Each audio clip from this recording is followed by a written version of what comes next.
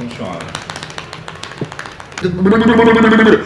Olá, eu sou o Molina. Vitor Pelicano. Estamos aqui na Hipno Brasil entrevistando Cláudio Camilo.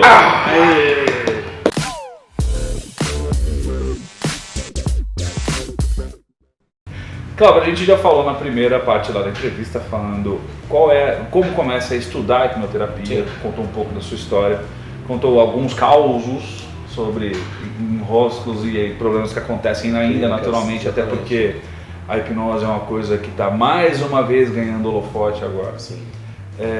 E agora a gente vai um pouco mais adiante, o que é possível tratar com hipnose? O que a gente identifica, isso aqui é para ir lá no médico, isso aqui é para ir num psiquiatra, isso aqui é para ir no hipnoterapeuta. A pergunta seria o que não é tratável com hipnose? Porque assim, se todo o comportamento gerado por uma emoção, se tem emoção envolvida você pode mexer. Ok. E a gente sabe que muitas doenças, dores, algumas coisas que a gente pode sentir internamente são derivadas de emoções. Quem nunca teve dor de estômago por estar nervoso? Então, se isso se agrava e é recorrentemente, você pode buscar a ajuda do hipnólogo para buscar a causa desse nervosismo, desse estresse que está causando esse problema no seu estômago, por exemplo. Agora, o que mais aparece? Fobia, medo de altura, né, no caso, depressão, aparece algumas pessoas perguntando. Inclusive tem um caso engraçado, tem um cliente paciente, não sei como costumam dizer, que ele não conseguia vir até o meu espaço para ser atendido. Ele tinha uma depressão que ele não conseguia sair de casa. Assim, tranquilo, ele mora numa cidade assim, metropolitana, assim, próximo de Guarulhos, Otipá, se não me engano. E ele não conseguia sair da cidade dele. Então, tudo bem, eu vou alugar uma sala, um espaço aí na sua região. Entrei em contato com vários psicólogos, né, que sublocavam salas lá, e deixei tudo esquematizado. Sábado tal, vou estar na sua cidade tal hora. Vamos fazer o tratamento? Vamos. Quando eu falei o valor do tratamento para ele, ele sarou na hora da depressão. Compromisso e hipnoterapia! Ele sarou na hora da depressão. Ele começou a responder: verdade. Tá, não, vamos marcar isso aí. Vamos ver. Sabe quando aquele é seu amigo que você tá marcando uma semana pra ir na casa dele? Não, vamos marcar um negocinho? Te ligo. Ficou assim. E aí nunca mais tive relato desse paciente.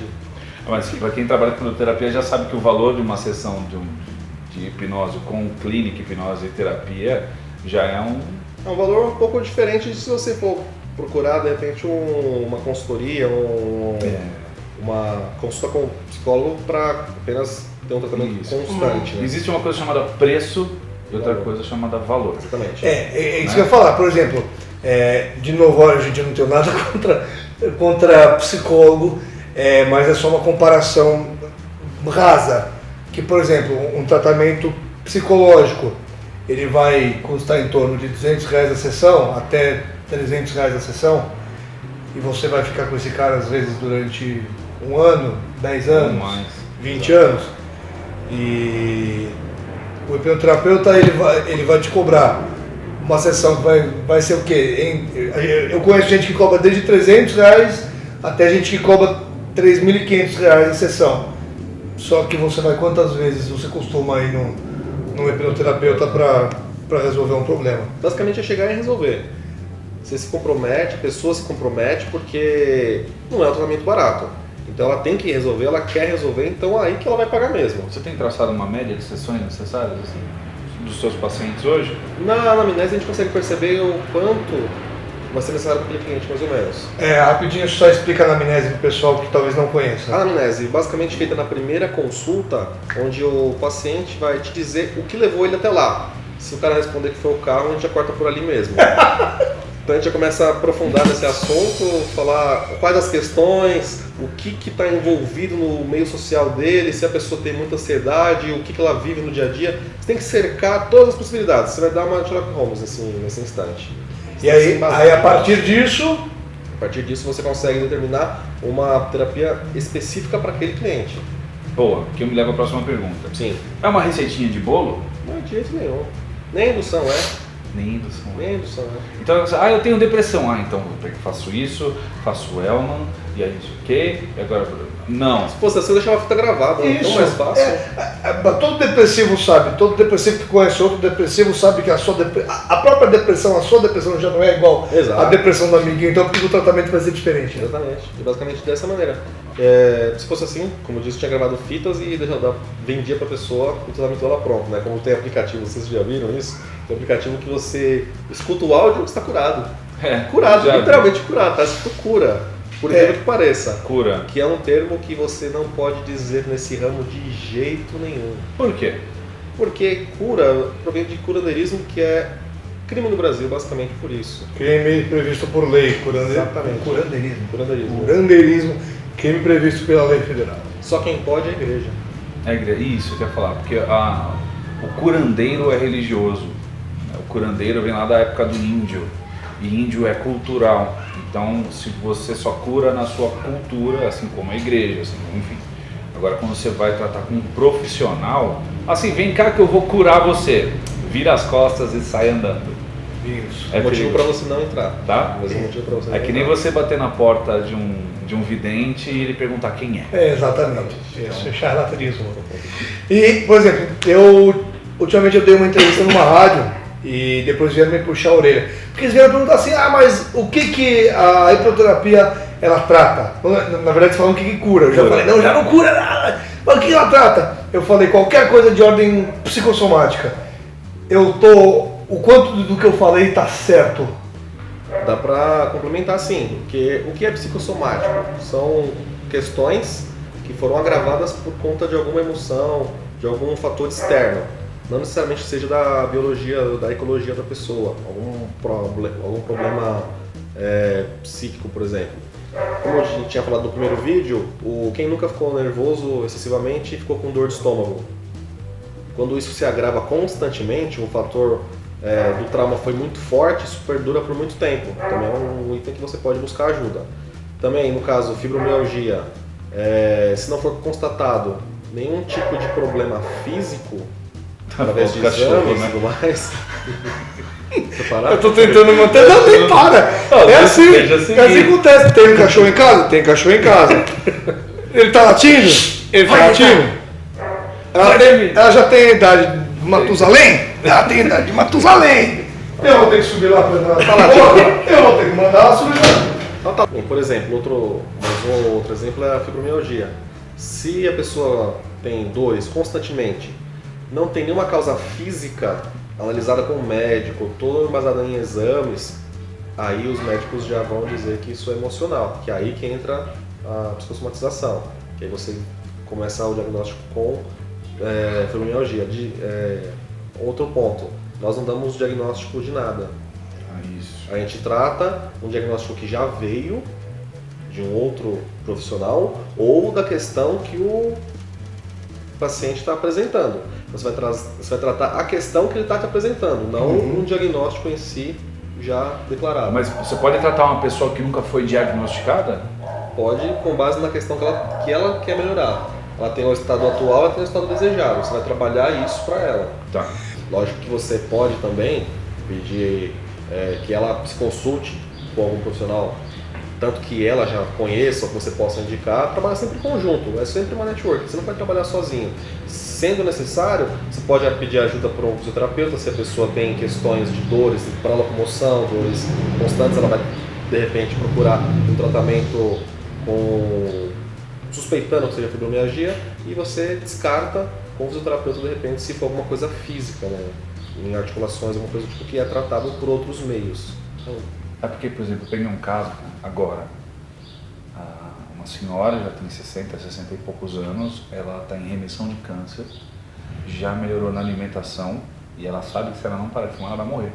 Porque ela não quer parar de fumar, porque ela gosta, mas ela precisa e acaba querendo, não porque quer mesmo, mas sim porque ela precisa, senão ela vai morrer. E aí, ela para ou não para? Mas aí você precisa mexer com... Você vai na PNL com ela, não tem o que fazer. Não, você vai contar sempre a crença positiva que vai ser, eu fumo porque eu gosto. É isso que ela já me falou. Mas aí você tem que encontrar qual que é mais forte. Eu vou pegar o negativo. Se você não parar, você vai morrer. Ela também já sabe disso. martelar em Se cima você não tem disso. medo da morte, não vai adiantar. Não, mas Ou se às vezes o medo da morte não é tão forte quanto a pior, vontade de fumar. ela tem um pouco de depressão e ela fala que talvez essa vida já tenha dado pra ela. Tá se entregando. Então, tanto faz. Então por que ela foi fazer o tratamento? Por que ela tá procurando? Então, Entendeu? alguém mandou. Não, ela mesma. Ela foi mesma, buscar. né? Ela foi buscar. Ah, então você vai ter que primeiro talvez mexer na depressão. Nossa Senhora. exato. Bom, Vamos lá. que legal porque isso aqui já vira material também. Já vai sair antes. Outra coisa que também quando a gente faz curso de hipnoterapia, a gente já sai com alguns chavões prontos. Né? Que a pessoa para que o tratamento funcione, ela tem que querer. E às vezes você nem sempre se depara com esse cenário tão pronto e tão fácil de lidar, que é você chegar, a pessoa querer funcionar. Então assim, para acontecer, para o tratamento ele ser eficaz, para ele funcionar, o paciente ele tem que querer mesmo ou a gente consegue fazer o tratamento mesmo ele não querendo? A pessoa tem que estar comprometida, ela tem que querer que o tratamento aconteça e que a melhora aconteça. Ela está lá por algum motivo. Esse motivo pode ser alguém forçou ou esse motivo pode ser eu estou nos últimos meses de vida eu preciso mudar os meus hábitos. Isso pode fazer a pessoa pensar internamente se ela quer realmente buscar tratamento ou não. Minha mãe me mandou aqui. Não Pode ir pra adianta, casa. não adianta. Não, tô mudando porque o meu namorado falou que eu preciso de tratamento pra gente ser feliz junto. Exatamente, não adianta. A mesma coisa, você, por exemplo, você pega um casal que não está se dando bem.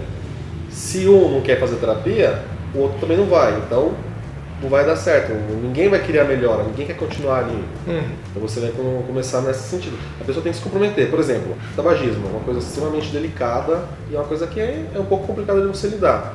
Eu faço a pessoa imaginar o quanto você quer parar de fumar, de 0 a 10. Se ela falar 6, você não está pronto ainda? Acho que se não for 11, a pessoa não está pronta. É que eu falo, Quanto motivos? Quanto mais você quiser se livrar do seu problema, quanto mais você quiser, mais fácil é o nosso trabalho, com certeza. Exatamente, porque você já vai pegar os feedbacks positivos que ela vai te fornecer e vai usar contra ela para melhorar mais rapidamente ainda. Quando diz vai usar contra, assim, vai jogar na sua cara, tá? Então assim, usar contra a gente vai pegar todos os argumentos que você mesmo vai dar por você, porque nós vamos montar um mapa da sua mente. Isso é uma coisa que eu sempre falo. Sim. E assim, me corrija se eu estiver falando besteira. Antes de qualquer coisa, a gente vai conversar muito, mas muito mesmo, porque nesta conversa eu vou traçar um mapa de como a sua mente funciona para poder aplicar o melhor tratamento possível para que ele seja o mais efetivo possível. Exatamente. Você vai usar como um fator motivador esse feedback positivo que eu disse. Você vai usar como motivador. Se, por exemplo, a pessoa ela quer parar de fumar.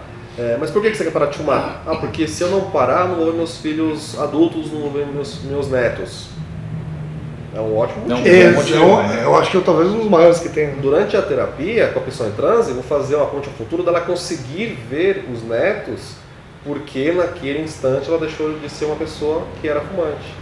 E aí você consegue ter o estado desejado palpável, digamos assim. Ela vai conseguir visualizar ela no futuro com o que ela esperava que possivelmente não poderia acontecer. Então isso usando o que ela te deu contra ela positivamente, como motivador. Como motivador. Gente, essa foi a segunda parte, falando sobre hipnoterapia ou hipnose clínica com o Clauber.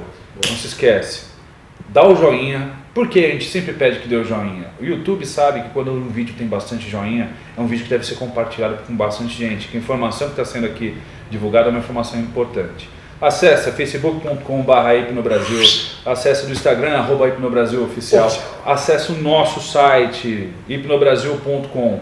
As redes sociais do Cláudio vão estar aqui na descrição, nossos contatos, contato do Victor, contato meu, do Molina, vai estar na descrição deste vídeo, tá, gente? E aguarde a terceira parte. Dá um peteleco no sininho para receber as notificações aqui. Exato. Fechou? Obrigado e até a próxima. Valeu!